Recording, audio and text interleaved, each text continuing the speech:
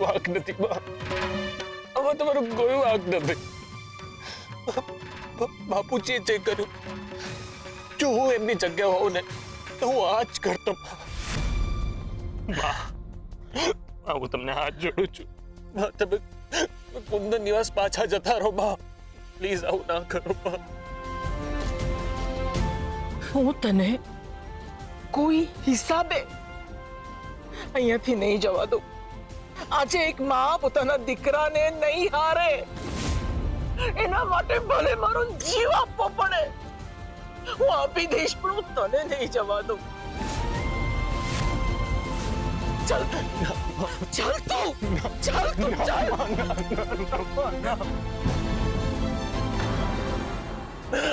હું તમને હવે મારા સબ આપી દઈશ, પ્લીઝ મને જવા દો બાપ, મને જવા દો।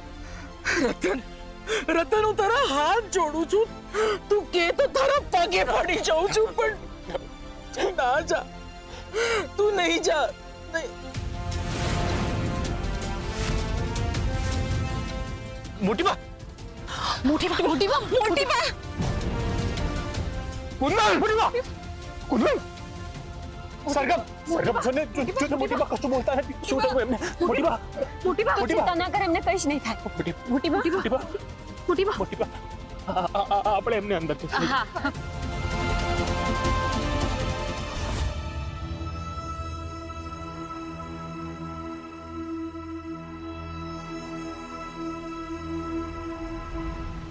સરગમ, મોટી બા કેમ બેભાન થઈ ગયા? કદાચ મોટી બાના મન, મગજ અને લાગણી ઉપર બહુ ભાર આવી ગયો। ભૂલને ગુનો સમજી બેઠેલા મોટી બાને એવું લાગ્યું કે બધું ઠીક કરી દેશે।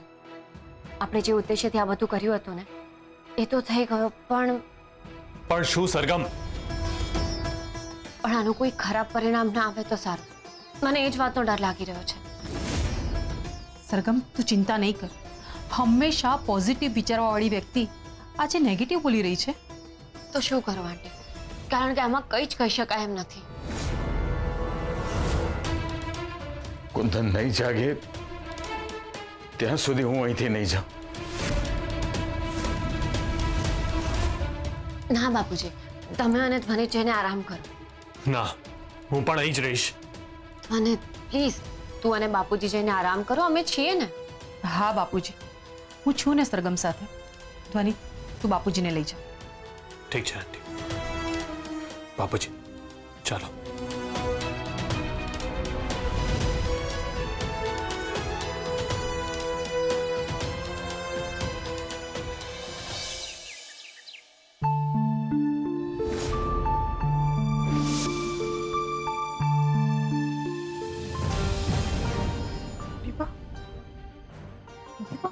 સરગમ, મોટી બા ક્યાં છે?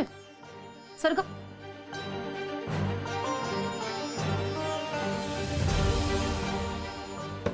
મોટી બા, મોટી બા,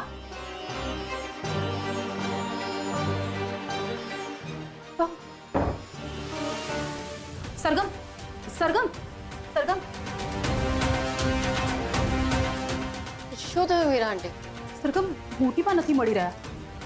શું? મોટી બા ક્યાં જતા રહ્યા છે? સરગમ, બહાર જઈને જોઈએ। હા, મોટી બા, મોટી બા, મોટી બા, મોટી બા, મોટી બા, મોટી બા, ધ્વનિત, મોટી બા। સરગમ, શું થયું? જો લે ધ્વનિત, મોટી બા એમના રૂમમાં નથી। શું? તો એ ક્યાં ગયા? અમે જાગીને જોયું તો મોટી બા ત્યાં નહોતા। ગઈકાલે આટલા મોટા ટ્રોમામાંથી પસાર થયા અને આજે આવી રીતે એમનું જતું રહ્યું। ક્યાંક એવું કંઈ ના બન્યું હોય જે આપણે વિચાર્યું પણ ના હોય। સરગમ, તું બોલી રહી છે? ધ્વનિત, જેને પ્રેમ કરતા હોઈએ ને એને ગુમાવવાનો ડર પણ વધારે લાગે છે, અને એ ડર આ મને વિચાર કરાવી રહ્યો છે। સરગમ, હિંમત રાખ્યા સિવાય આપણી પાસે બીજો કોઈ જ વિકલ્પ નથી। સરગમ, મીરા આંટી સાચું કહી રહ્યા છે। ટાઈમ વેસ્ટ કર્યા વિના આપણે મોટી બાને શોધવા જવું પડે। ચાલો। મોટી બા, મોટી બા, મોટી બા, મોટી બા, મોટી બા, મોટી બા, મોટી બા, મોટી બા, મોટી બા, મોટી બા, મોટી બા, મોટી બા, મોટી બા, મોટી બા, મોટી બા। ધ્વનિત, મીરા આંટી ત્યાં જુઓ સામે।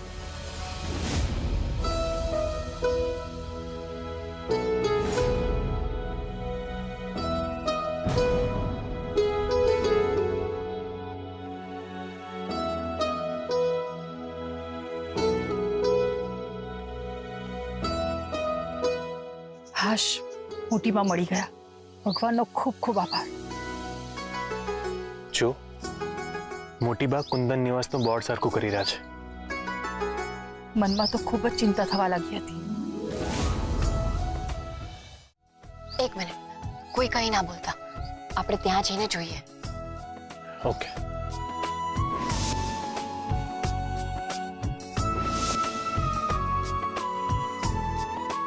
મોટી બાપ, તમે અહીંયા શું કરો છો? મોટી બા? કોણ મોટી બા?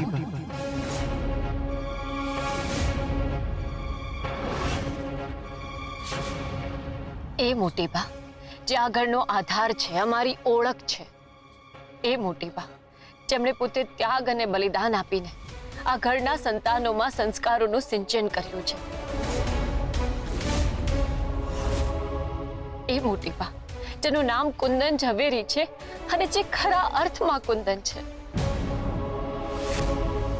એ મોટી બા જે અમે ભૂખ્યા હોઈએ ને તો પોતે ભૂખ્યા રહે, અમે તકલીફમાં હોઈએ તો પોતે રડી પડે.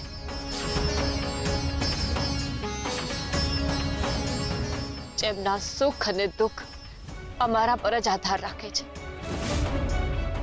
એ મોટી બા જેમના માટે ન્યાય સર્વોપરી છે, જે પક્ષપાત નથી કરતા. એ મોટી બા જે સમય આવ્યે પોતાના સંતાનોને પણ સજા કરી શકે છે અને સમય આવ્યે પોતાના સંતાનો માટે લડી પણ શકે છે.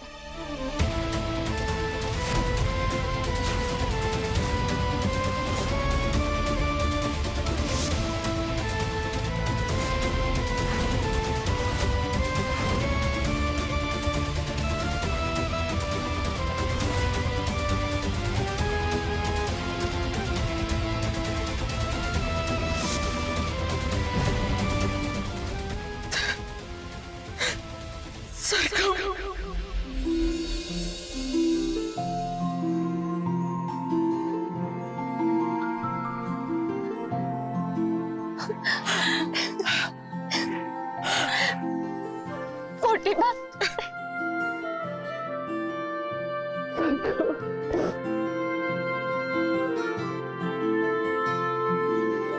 મોટી બા મીરા वो उठा.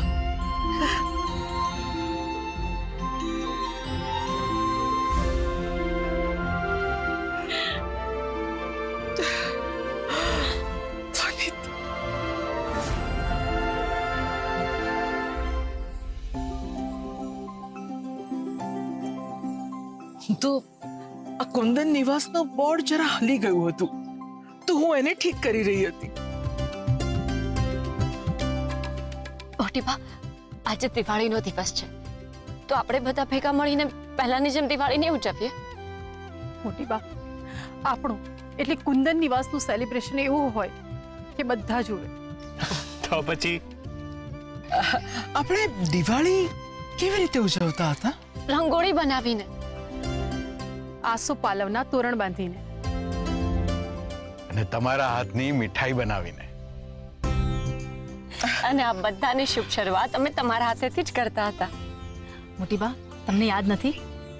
યાદ કરો, તમારા હાથની બનાવેલી મીઠાઈ તો વર્લ્ડની શ્રેષ્ઠ મીઠાઈ હોય છે.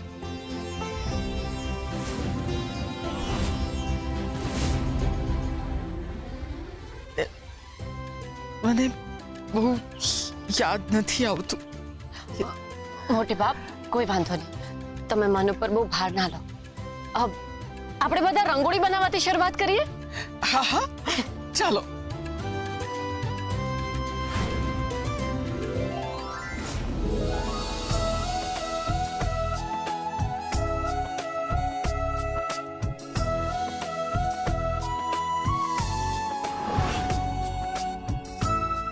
બોલ ને સરગમ, પહેલા હું શું શું કરતી હતી?